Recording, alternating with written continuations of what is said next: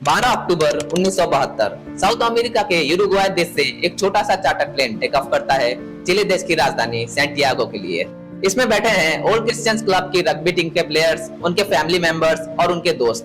Plane में total 45 लोग थे, 19 रग्बी प्लेयर्स, 21 उनके फैमिली और फ्रेंड्स और 5 क्रू मेंबर्स। ये लोग एक एग्जीबिशन गेम खेलने चिली देश की राजधानी सैंटियागो जा रहे थे, लेकिन उस दिन मौसम बहुत खराब होने के कारण उनको अर्जेंटीना के मेंडोजा शहर में रात गुजारनी पड़ती है। अगले दिन यानी 13 अक्टूबर दोपहर 2:18 में वो लोग फिर से उड़ान भरते हैं। प्लेन को उड़ाने वाले पायलट का नाम था फेरेडास, जिनको 5117 आवर्स का फ्लाइट एक्सपीरियंस था, और उनके साथ एक को पायलट भी था जिसका नाम था लेगुरारा, जिसको ज्यादा एक्सपीरियंस नहीं था प्लेन उड़ाने का। और यही कम एक्सपीरियंस आगे चलकर प्लेन क्रैश की वजह बनती है।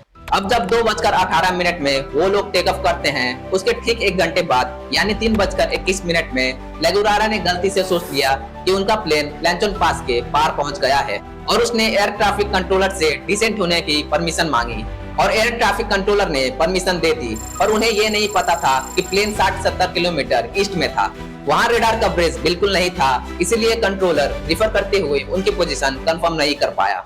जैसे ही प्लेन ने नीचे आना शुरू किया, वो एक छुपी हुई बादलों की लेयर के बाहर निकला और सामने एक बर्फ से भरा हुआ पहाड़ आ गया। 3:30 के आसपास प्लेन का राइट विंग पहाड़ी से टकराकर टूट गया। प्लेन अब सिर्फ लेफ्ट विंग के भरोसे बैलेंस बनाए हुए था, लेकिन कुछ ही सेकंड के बाद वो भी टूट गया। इस झटके से प्लेन का पीछे का हिस्सा, जिसमें कुछ सीट्स, सामान और स्टीयरिंग सिस्टम था, वो भी अलग हो गया। प्लेन का बीच का हिस्सा, जिसे फ्यूजलाज कहते हैं, वो बर्फ से घिरे स्लोप पर 350 किलोमीटर पर आवर की स्पीड से लगभग 725 फीट नीचे आखिरकार रुक गया। क्रैश वाली जगह 12,020 फीट ऊंचाई पर थी, अर्जेंटीना और चिले के बॉर्डर के पास। टकराव इतना भयंकर था कि तुरंत 12 लोगों की जान चली गई। कुछ लोग जिंदा तो रहे, लेकिन वो जख्मी हो गए थे। अब 45 में से टोटल 33 लोग जिंदा थे। क्रैश के बाद टेम्परेचर -20 डिग्री सेल्सियस से -30 डिग्री सेल्सियस के बीच था, जिसकी वजह से वहां बहुत ठंड थी। प्लेन का बीच का हिस्सा कुछ हद तक सेफ था, जहां वो लोग छुप गए थे। अंदर कुछ सीट्स ठीक थी, लेकिन लगेज इधर उधर उड़ गया था। सब लोग शॉक में थे, किसी को समझ नहीं आ रहा था क्या हुआ। ठंड की वजह से कुछ लोगों के होंठ नीले पड़ गए और शरीर कांपने लगा। इससे हाइपोथर्मिया के लक्षण दिखने लगे। 2 मेडिकल स्टूडेंट्स रॉबर्टो और गुस्तावो ने चेक किया कि उनके पास क्या सामान है। सिर्फ कुछ चॉकलेट, ड्राई फ्रूट्स, बिस्किट्स, सर्दीने के डब्बे और 4 बोतल्स अल्कोहल थी। इंजर्ड लोगों को उन्होंने प्लेन के बीच में लिटा दिया, जहां थोड़ी ठंड कम थी। एक और बड़ी दिक्कत थी ऑक्सीजन की कमी। ऊंचाई ज्यादा थी, इसलिए सांस लेना मुश्किल हो रहा था। प्लेन क्रैश के 1 घंटे बाद ही चिले की रेस्क्यू टीम को इन्फॉर्म कर दिया गया। अर्जेंटीना, चिले और यूरुग्वाय ने मिलकर 11 प्लेन्स भेजे, जो आसमान में घूमकर सर्च कर रहे थे। हेलीकॉप्टर्स उतने हाइट पे नहीं पहुंच पा रहे थे, और जो बड़े प्लेन्स थे उनको नीचे देखना मुश्किल हो रहा था, क्योंकि पहाड़ों के बीच सब कुछ छुप रहा था। जो लोग बचे थे उन्होंने प्लेन के ऊपर लिपस्टिक से SOS लिखने की कोशिश की, ताकि रेस्क्यू टीम उन्हें देख सके। उन्होंने लकड़ी से एक क्रॉस भी बनाया, लेकिन बर्फ गिरती रही और सब कुछ ढक गया। 21 अक्टूबर तक रेस्क्यू टीम को कुछ नहीं मिला। मीडिया ने भी कह दिया वो लोग शायद चुके हैं। सर्वाइवर्स ने जब ये रेडियो पर सुना तो सबकी उम्मीद टूट गई। अगले दिन इंजरी के कारण 5 और लोग गए। अब सिर्फ 28 लोग बचे थे। तब उन्हें समझ आया कि अब जीने के लिए खुद कुछ करना पड़ेगा। जो थोड़ा बहुत खाना था वो कुछ दिनों में खत्म हो गया। सब मिलके थोड़ा थोड़ा खा रहे थे, लेकिन वो भी ज्यादा देर तक नहीं चला। बर्फ के बीच ना कोई पेड़ था ना जानवर। अब एक ही रास्ता बचा था, जो लोग मर चुके हैं उनका मांस खाना। रॉबर्टो के अनुसार, जिसे मेडिकल नॉलेज थी, उसने सबको कहा अगर ऐसा नहीं किया तो सब भूख से मर जाएंगे। कुछ लोगों को लगा कि ये पाप है, लेकिन इसके अलावा कोई भी रास्ता नहीं बचा था, इसलिए सब मान गए। उन्होंने बॉडीज को ढंग से बर्फ में संभाल के रखा और प्लेन के अंदर स्टोव से कुक करके थोड़ा थोड़ा खाना शुरू किया। ये डिसीजन 21 अक्टूबर के बाद लिया गया, जब सिर्फ 27 लोग बचे थे।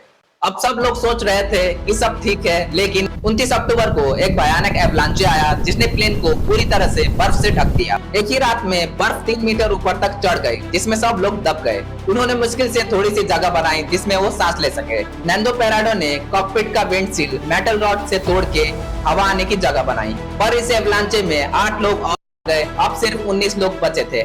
प्लेन का टूटा हुआ हिस्सा अब उनका घर बन गया था।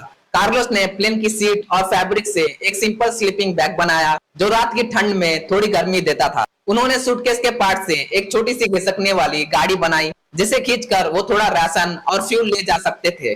प्लेन के फ्यूल टैंक से एविएशन फ्यूल निकाला गया, लेकिन ये फ्यूल ढंग से नहीं जलता था।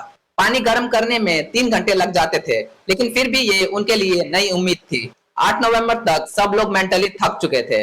उन्हें लगने लगा था कि रेस्क्यू टीम अब नहीं आएगी।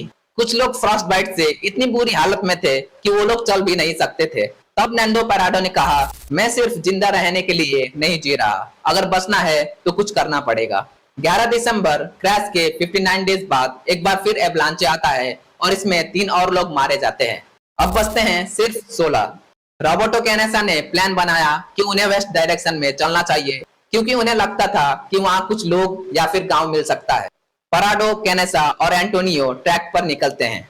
बाकी लोगों के लिए एक छोटी सी बंकर जैसी जगह बनाई गई जहां वो ठंड से बच सके। 12 दिसंबर सुबह 6 बजे उन्होंने एक छोटी सी स्लेज तैयार की। इसमें कुछ चॉकलेट, क्रैकर्स, एक पैकेट मीट और 4 लीटर पानी रखा गया। पहले उन्होंने स्लेज को नीचे तक घिसक कर ले गए, फिर वहां से चढ़ना शुरू किया। लेकिन चढ़ना इतना आसान नहीं था, क्योंकि बर्फ का पहाड़ 30-40 डिग्री स्लोप था। पैराडो बार बार गिरता रहा, ऑक्सीजन की कमी थी, लेकिन उन्होंने हिम्मत नहीं हारी। पहले दिन सिर्फ 5 किलोमीटर ही चढ़ पाए। ठंड और ऑक्सीजन की कमी ने पेस बहुत स्लो कर दी। नैंडो को उल्टी जैसी फीलिंग आई। रात में उन्होंने प्लेन के ब्लैंकेट से एक छोटी सी टेंट बनाई, जिसमें वो किसी तरह रात गुजार सके। दूसरे दिन 7 किलोमीटर और चले। उन्होंने एक कंपास बनाया, लेकिन गलती से 10 डिग्री ऑफ डायरेक्शन में चले गए। एंटोनियो के पैर फर्स्ट बाइट से नीले हो गए थे, पर वो रुके नहीं। हर दिन बस एक बिस्किट या 2 क्रैकर्स मिलते थे, पर उनके लिए साइकोलॉजी ही सबसे बड़ी ताकत थी। तीसरे दिन 10 किलोमीटर और बढ़े। खाने की कमी के कारण एंटोनियो डिसाइड करता है कि वो क्रैश साइट पर वापस चला जाएगा और बचे हुए 2 लोग ही आगे बढ़ेंगे, ताकि खाने की कम जरूरत पड़े। पैराडो और कैनेसा ने हिम्मत जमा की और आगे बढ़ते रहे। कुछ दूर जाने पर उन्हें बर्फ के नीचे एक पतली नदी मिली, जहाँ से पानी बह रहा था। वो वहां उतरे और पानी पिया। थोड़ी देर बाद उनको नदी के उस पार 3 आदमी दिखे। पैराडो और कैनेसा समझ गए कि उनको एक नई जिंदगी मिल गई है। उन्होंने तुरंत जोर से चिल्लाया, लेकिन नदी का शोर इतना ज्यादा था कि उनको सुनाई नहीं दिया। लेकिन अचानक एक आदमी उनको देख लेता है और कहता है, टुमारो। वो कहता है कि मैं कल दोबारा आऊंगा। अगले दिन वो दोबारा आता है और अपने साथ पेन और पेपर लेकर आता है। वो उस पेपर को पत्थर और पेन के साथ धागे से लपेटकर नदी के उस पार फेंकता है। पैराडो उस पेपर को उठाते हैं और लिखते हैं, मैं एक एयरप्लेन से आया हूँ जो माउंटेन्स में क्रैश हो गया था। मैं यूरुग्वायन हूँ। हम 10 दिन से चल रहे हैं। मेरा एक दोस्त ऊपर जख्मी है। प्लेन में अभी भी 14 लोग इंजर्ड है। हमें यहाँ से जल्दी निकलना है, पर हमें समझ नहीं आ रहा कैसे निकले। हमारे पास खाना नहीं है। हम बहुत कमजोर हो गए हैं। आप हमें लेने कब आएंगे? प्लीज, हम चल भी नहीं पा रहे। हम यहाँ किस जगह पर हैं? इतना लिखकर पैराडो फिर उस पेपर को वापस फेंकता है और सर्जियो काटालान उसे पढ़ते हैं और कहते हैं, मैं समझ गया। काटालान नदी के उस पार ब्रेड फेंकते हैं और मदद लाने के लिए 10 घंटे तक सीधा वेस्ट की तरफ घोड़े पर चलते रहे।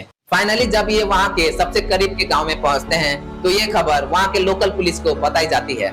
पुलिस तुरंत उस खबर को चिलियन आर्मी को बताती है। आर्मी को जैसे ही पता चलती है कि एंडीज के पहाड़ों में कुछ लोग अब तक जिंदा है, तो वो तुरंत एक रेस्क्यू ऑपरेशन लॉन्च कर देते हैं। ये खबर चिलियन मीडिया तक भी पहुंच गई और देखते ही देखते पूरी दुनिया का नजर इस मिरेकल सर्वाइवर पर आ गया। अगले दिन 22 दिसंबर 1972 को चिलियन एयरफोर्स के 3 हेलीकॉप्टर्स सर्वाइवर्स को ढूंढने के लिए एंडीज के पहाड़ों में उतरे। आर्मी ऑफिसर्स पैराडो और कैनेसा को इंटरव्यू करते हैं लोकेशन के इंफॉर्मेशन पता लगाने के लिए। आर्मी ऑफिसर्स उन्हें हेलीकॉप्टर में बिठाकर लेकर जाते हैं ताकि क्रैश साइट को लोकेट किया जा सके, और उनकी मदद से बचे हुए लोगों की लोकेशन फाइनली पता चलती है। क्रैश के 72 दिन बाद फाइनली उन लोगों को रेस्क्यू कर लिया जाता है।